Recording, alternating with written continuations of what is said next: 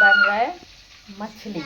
आप लोगों को खाना है तो आ जाइए, संडे स्पेशल मेरा घर में मछली बन रही है।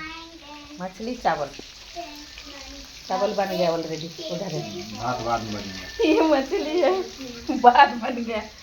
आप लोगों को किसको खाना है ये जल्दी मेरे घर में देखिए ना, मेरे पतिदेव बना दे। थैंक यू जी, बनाइए। कौन सा फीस है?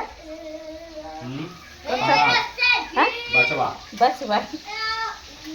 आइए आप लोग, जिसको पंगास भी बोलते हैं। पंगास भी बोलते हैं।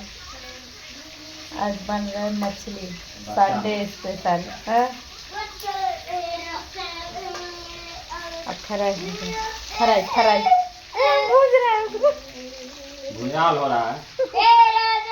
उसके बाद क्या होगा? झोर, झोर होगा, झोर। झोर। तब खाएंगे, करी तब करी कारी तो बनेगा ना। तब खाने फिश करी, के, फिश करी। हाँ खाने के बाद मछली करी। मतलब मछली